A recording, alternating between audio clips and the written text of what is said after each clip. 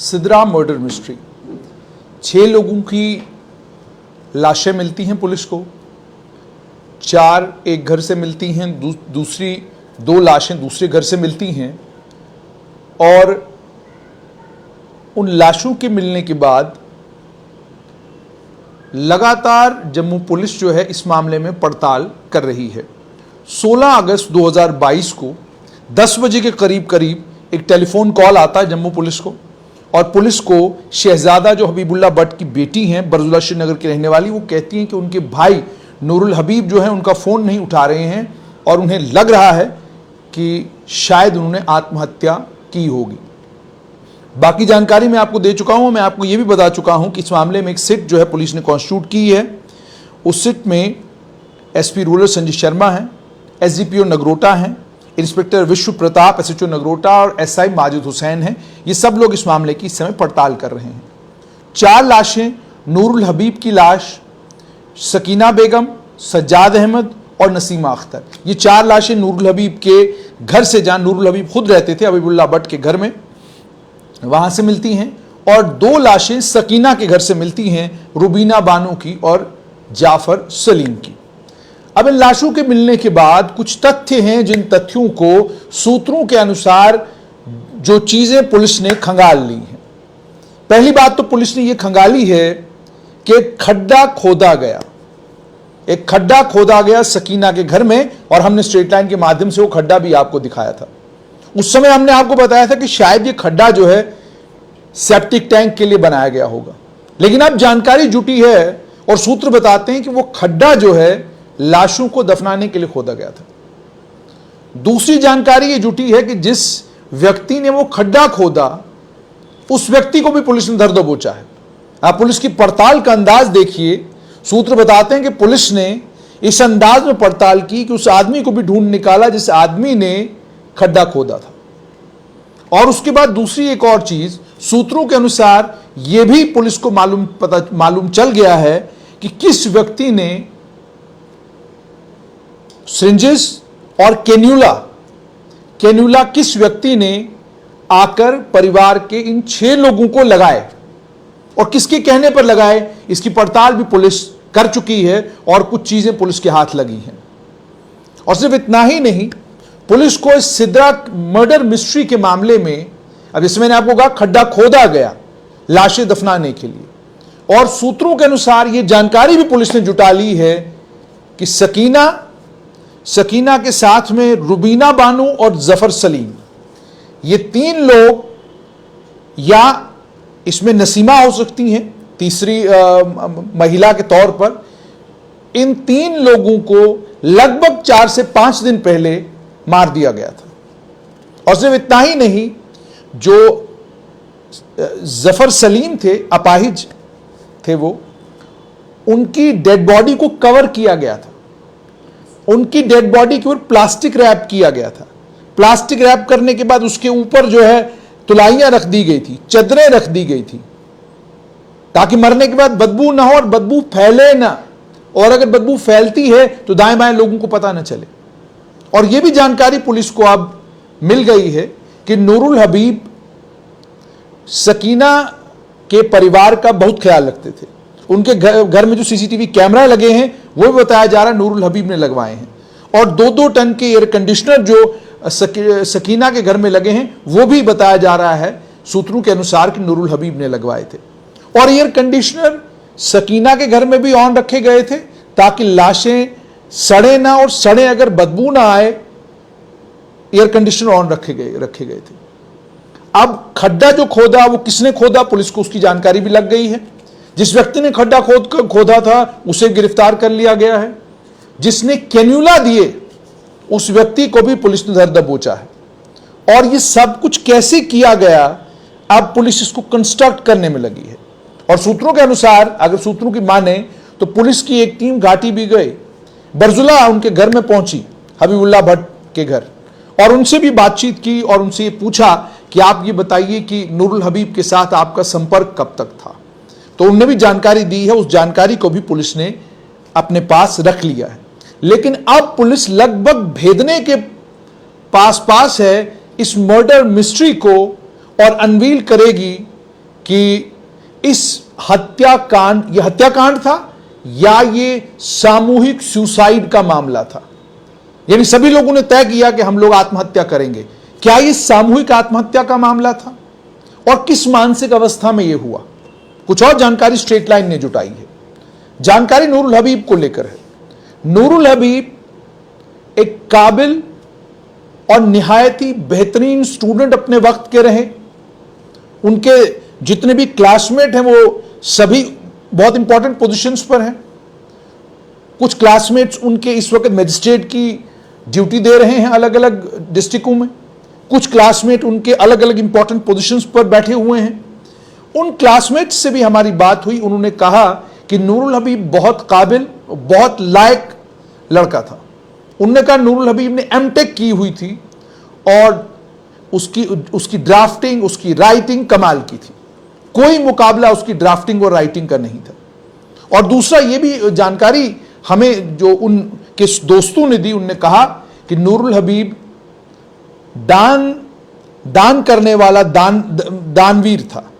यानी बड़ा दान किया करते थे, लोगों की बहुत मदद किया करते थे। ये भी उनकी एक छवि, ये भी उनकी एक पहचान उनके दोस्तों के बीच में है। और उनके एक दोस्त ने तो हमें यहां तक कहा कि मैं मानने के लिए तैयार नहीं हूं कि नूरुल हबीब जो है वो इस सामूहिक हत्याकांड कहा जाए इसको, या सामूहिक सुसाइड का मामला कहा जाए, आत्महत्या का मामला कहा जाए। इस आत्महत्या के मामले में वो भी एक संदिग्ध हैं।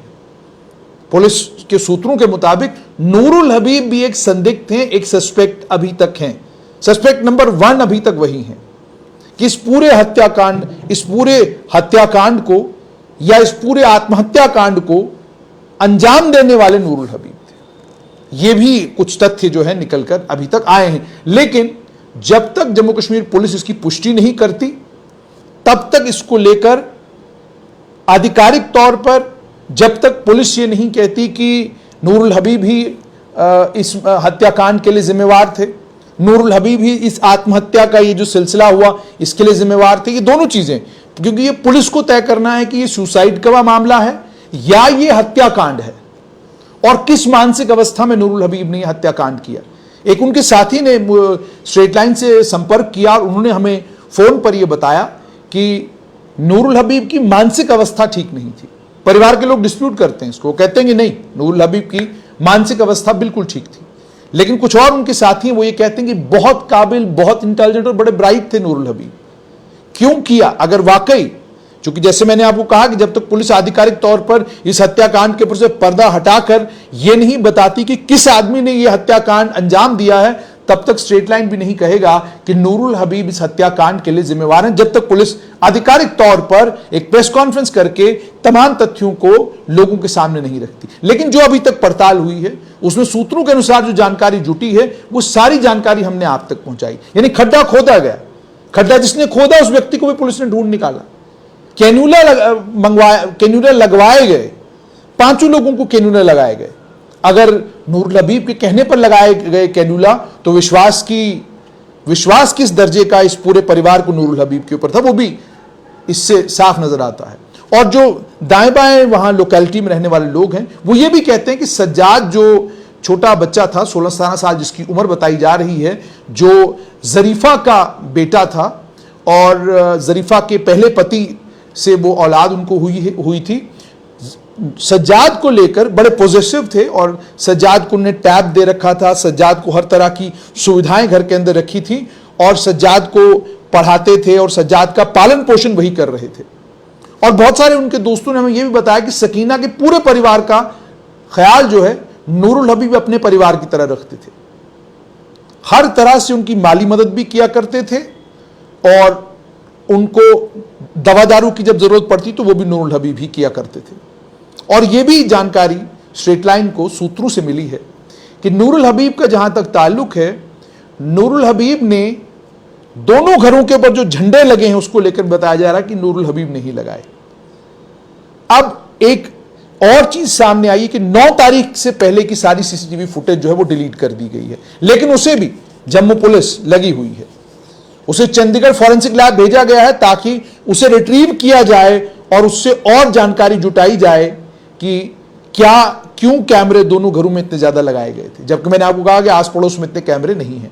तो अभी आज की लेटेस्ट नूरुल हबीब को लेकर जानकारी यही है कि एक तो बहुत काबिल और बहुत लायक थे, लेकिन इस समय सूत्रों के अनुसार संदिग्ध नंबर 1, सस्पेक्ट नंबर 1 इस मर्डर मिस्ट्री में वो हैं। लेकिन जब तक पुलिस इस मर्डर मिस्ट्री को क्रैक मुकम्मल तौर पर नहीं करती और सारे तथ्य सामने नहीं आते, तब तक स्ट्रेट लाइन नूरुल हबीब को लेकर यह तो जरूर कहेगी कि वो काबिल थे, लायक थे और वो सकीना के परिवार का पूरा पूरा ख्याल रखते थे।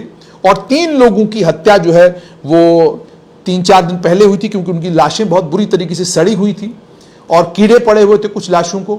और 3 जो बाकी लोग हैं उनको देखकर ऐसा लग रहा था पुलिस के अनुसार कि उनकी हत्या जो है 1 दिन पहले या 24 या 48 घंटे पहले हुई है। तो ये इस हत्याकांड को लेकर अभी तक सारी तफसीलात हैं, सभी जितनी भी डिटेल्स स्ट्रेट लाइन जुटा पाता है वो सारी डिटेल्स आपसे शेयर करता है। लेकिन जैसे मैंने आपको कहा, आधिकारिक तौर पर जम्मू पुलिस जब इस हत्याकांड के ऊपर से या सुसाइड कांड जो भी निकल कर आता है, जब पुलिस इसके ऊपर से पर्दा हटाएगी तब जाकर पता चलेगा कि इस हत्याकांड के लिए असल में जिम्मेदार कौन है। क्योंकि इस हत्याकांड के साथ एक और कहानी जुड़ी हुई है, कहानी मरमत से जुड़ी हुई है। जहां सकीना का घर था वहां सकीना की जमीन के ऊपर भी एक लैंड डिस्प्यूट है। उस लैंड डिस्प्यूट को लेकर भी कुछ वीडियोस वायरल हुई, जिसमें वहां के लोगों ने वहां के कुछ जिम्मेदार लोगों के ऊपर बड़े गंभीर आरोप लगाए। वो भी इस हत्याकांड के साथ जुड़ा हुआ एक और मामला है। मामला क्या है, किस हद तक ये सारी बातें जितनी अभी तक निकल कर आई हैं, और कल जब जम्मू पुलिस या परसों 2-3 दिन में जब भी पुलिस इस मामले से पर्दा हटाती है, तो यकीन मानिएगा कि जम्मू पुलिस के लिए भी ये मामला बहुत पेचीदा, और इस मामले को लेकर जिस तरीके से जम्मू पुलिस मेहनत कर रही है वो साफ तौर पर दर्शाता है कि जम्मू पुलिस एक बड़ी प्रोफेशनल पुलिस है और बड़े प्रोफेशनल तरीके से इस सारे मामले को, बड़ी संजीदगी के साथ इस सारे मामले को देखा जा रहा है। क्योंकि एक तरफ नूरुल हबीब है जिनके परिवार का अपना एक वर्चस्व है, अपनी एक समाज में पहचान है, दूसरी तरफ नूरुल हबीब है जिनको लेकर उनके संगी साथी ये कहते हैं कि वो बहुत काबिल, बड़े लायक और बहुत अच्छे इंसान थे, और तीसरी तरफ सकीना का परिवार है जिस परिवार में एकमात्र सकीना की बेटी जरीफा उर्फ अमीना बची हैं, बाकी उनकी 2 बेटियां, उनका एक बेटा और खुद सकीना और एक नाती, सभी लोग जो हैं इसमें मारे गए हैं। तो सकीना का पूरा परिवार जो है यूं समझिए खत्म हो गया। नूरुल हबीब के परिवार ने जो जानकारी जुटी है उसमें 2019 के बाद कोई संपर्क उनका नूरुल हबीब के साथ नहीं रहा। लेकिन अब मामला सिर्फ ये कि क्या कौन आदमी है इस हत्याकांड के पीछे या सुसाइड मामले के पीछे, और किस अवस्था में ये सब कुछ हुआ, इस पर से पर्दा जल्द जम्मू पुलिस हटाएगी तो आपके साथ शेयर जरूर करेंगे।